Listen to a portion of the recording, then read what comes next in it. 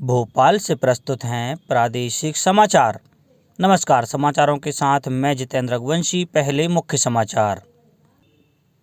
देश भर में आज से होगा कोविड वैक्सीन के टीकाकरण का अभ्यास। भोपाल के 3 अस्पतालों को भी किया जाएगा शामिल।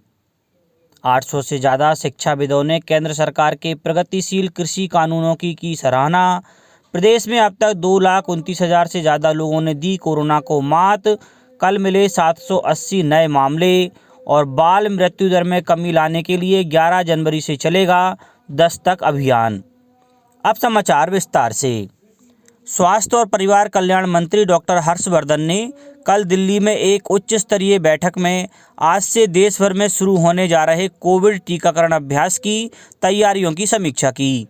बैठक में मंत्रालय के वरिष्ठ अधिकारियों ने डॉक्टर हर्षवर्धन को अभ्यास से जुड़ी सभी जानकारियां दी, जिनमें ड्राई रन के लिए जमीनी स्तर पर काम करने वाली टीमों की ओर से पूछे जाने वाले सवालों का जवाब देने के लिए टेलीफोन ऑपरेटरों की संख्या बढ़ाया जाना भी शामिल है। बैठक के दौरान डॉक्टर हर्षवर्धन ने सभी अधिकारियों को निर्देश दिया कि वे ये सुनिश्चित करें कि टीकाकरण की जगहों और वहां तैनात किए जाने वाले अधिकारी इस बारे में तय सभी मानकों का पालन करें। प्रदेश में कोविड टीकाकरण का पूर्वाभ्यास आज राजधानी भोपाल में 3 अस्पतालों में किया जाएगा। 25-25 स्वास्थ्य कार्यकर्ता पूर्वाभ्यास के लिए प्रत्येक अस्पतालों में पहुंचेंगे। विभिन्न विश्वविद्यालयों और संस्थानों से संबद्ध 800 से ज़्यादा शिक्षाविदों ने एक बयान पर हस्ताक्षर किए हैं, जिसमें केंद्र सरकार द्वारा बनाए गए प्रगतिशील कृषि कानूनों की सराहना की गई है। उन्होंने कहा कि उन्हें किसानों की आजीविका की रक्षा करने के सरकार के आश्वासन पर पूरा भरोसा है। बयान में सरकार और किसानों दोनों के प्रति निष्ठा व्यक्त की गई है और गतिरोध दूर करने के प्रयासों का सम्मान किया गया है। आदिम जाति कल्याण विभाग की शालाओं को शैक्षणिक सत्र 2020-21 में सत्र प्रारंभ करने एवं शालाओं के संचालन के संबंध में विभाग द्वारा दिशा निर्देश जारी किए गए हैं। बोर्ड की परीक्षाओं को ध्यान में रखते हुए कक्षा 10वीं एवं 12वीं के विद्यार्थियों के लिए विद्यालय नियमित रूप से पूरे निर्धारित समय तक के लिए संचालित होंगे। विद्यालयों में विद्यार्थियों को इस प्रकार से आमंत्रित किया जाएगा कि विद्यालय में विद्यार्थियों की संख्या एक साथ अधिक न हो। विद्यालय में विद्यार्थियों की उपस्थिति अनिवार्य नहीं होगी। यह माता पिता अथवा अभिभावकों की सहमति पर निर्भर करेगा। कक्षा 9वीं एवं 11वीं के लिए विद्यार्थियों की दर्ज संख्या एवं उपलब्ध अध्यापन कक्ष के आधार पर प्राचार्य द्वारा स्थानीय स्तर पर कक्षाओं के संचालन के संबंध में निर्णय लिया जा सकेगा। विभाग द्वारा विभागीय विद्यालयों में शैक्षणिक तथा गैर शैक्षणिक स्टाफ को 100% उपस्थित रहने के निर्देश जारी किए गए हैं। आदिम जाति कल्याण विभाग के छात्रावास एवं आवासीय विद्यालयों के छात्रावासों को खोले जाने की अनुमति नहीं होगी। मध्य क्षेत्र विद्युत वितरण कंपनी को राज्य में परीक्षण और प्रमाणन के क्षेत्र में सर्वश्रेष्ठ पावर यूटिलिटी का अवार्ड मिला है। यह अवार्ड केंद्रीय विद्युत मंत्रालय के उपक्रम केंद्रीय विद्युत अनुसंधान संस्थान बेंगलुरु ने प्रदान किया है।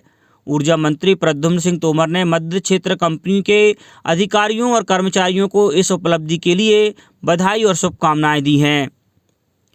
प्रदेश में बीते 24 घंटे में कोरोना के 780 नए मामले सामने आए हैं, जबकि 12 लोगों की मौत हुई है। इसके बाद राज्य में संक्रमितों की कुल संख्या 2,42,571 और मृतकों की संख्या 3,618 हो गई है। यह जानकारी स्वास्थ्य विभाग द्वारा शुक्रवार देर शाम जारी कोरोना से संबंधित हेल्थ बुलेटिन में दी गई। नए मामलों में इंदौर में 219 और भोपाल में 147 मरीज मिले हैं। बुलेटिन के अनुसार प्रदेश भर में 28,750 सैंपलों की जांच रिपोर्ट प्राप्त हुई। राज्य में अब तक 2,29,731 मरीज कोरोना को मात देकर अपने घर पहुंच चुके हैं। इनमें 900 मरीज शुक्रवार को स्वस्थ हुए। अब प्रदेश में कोरोना के सक्रिय प्रकरण 9,222 हैं। मंदसौर में 14 नए मरीज मिले हैं। नीमच जिले के समाजसेवी महेंद्र भटनागर ने कोविड-19 की रोकथाम के लिए चलाए जा रहे जन आंदोलन का समर्थन करते हुए लोगों से जारी गाइडलाइन का पालन करने की अपील की है। होशंगाबाद जिले में बाल मृत्यु दर में कमी लाने के उद्देश्य से दस्तक अभियान का पहला चरण 11 जनवरी से 13 फरवरी तक संचालित किया जाएगा। इसमें स्वास्थ्य एवं महिला बाल विकास विभाग के संयुक्त दल, एएनएम, आशा और आंगनबाड़ी कार्यकर्ता द्वारा घर घर भ्रमण कर 11 प्रकार की सेवाएं दी जाएंगी। इन सेवाओं में समुदाय स्तर पर 5 वर्ष तक के बच्चों में गंभीर कुपोषण, गंभीर एनीमिया, निमोनिया, दस्त रोग, जन्मजात विकृतियां आदि की सक्रिय पहचान कर शीघ्र प्रबंधन किया जाएगा। दस्तक अभियान को सफल संचालन के लिए जिला प्रशिक्षण केंद्र में मुख्य चिकित्सा एवं स्वास्थ्य अधिकारी डॉक्टर दिनेश कौशल की मौजूदगी में जिला स्तरीय प्रशिक्षण कार्यक्रम का आयोजन किया गया। नगरीय विकास एवं आवास मंत्री भूपेंद्र सिंह की अध्यक्षता में कल इंदौर में ब्रिलियंट कन्वेंशन सेंटर में संभागीय समीक्षा बैठक का आयोजन किया गया। इस अवसर पर मंत्री श्री सिंह ने कहा कि इंदौर संभाग के सभी निकाय स्वच्छता और मुख्यमंत्री पथ विक्रेता योजना के क्षेत्र में उल्लेखनीय कार्य करें। उन्होंने मुख्यमंत्री पथ विक्रेता की समीक्षा करते हुए कहा कि इस योजना के तहत अधिकाधिक गरीबों को लाभ पहुंचाया जाए। उन्होंने कहा कि प्रदेश की अवैध कॉलोनियां वैध होंगी। इस अवसर पर क्षेत्रीय सांसद शंकर लालवानी ने कहा कि इंदौर में मेट्रो रेल परियोजना का काम तेजी से पूरा किया जाए तथा इंदौर जिले के लिए वर्ष 2051 के आधार पर कार्य योजना तैयार की जाए। अब कुछ समाचार संक्षेप में। मुख्यमंत्री शिवराज सिंह चौहान ने नववर्ष के पहले दिन कल इंदौर के पंचशील नगर बस्ती में पहुंचे और विभिन्न लोगों से मुलाकात की। कोरोना संक्रमण से उबरने पर भाजपा अध्यक्ष जेपी नड्डा ने शुभचिंतकों का आभार जताया है। श्री नड्डा ने 13 दिसंबर को ट्वीट कर खुद के कोरोना संक्रमित होने की जानकारी दी थी।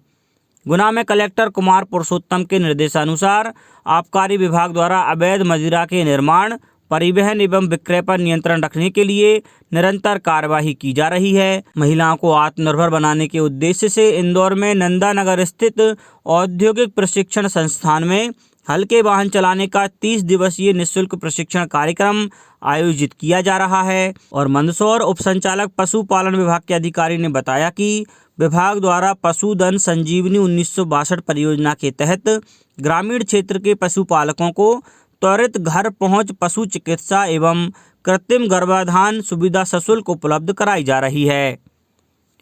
अंत में मुख्य समाचार एक बार फिर। देश भर में आज से होगा कोविड वैक्सीन के टीकाकरण का अभ्यास। भोपाल के 3 अस्पतालों को भी किया गया है शामिल। 800 से ज़्यादा शिक्षाविदों ने केंद्र सरकार के प्रगतिशील कृषि कानूनों की सराहना। प्रदेश में अब तक 2,29,000 से ज़्यादा लोगों ने दी कोरोना को मात। कल मिले 780 नए मामले। और बाल मृत्यु दर में कमी लाने के लिए 11 जनवरी से चलेगा दस्तक अभियान। इस बुलेटिन में इतना ही। घर पर रहिए, सुरक्षित रहिए और सुनते रहिए प्रादेशिक समाचार। नमस्कार।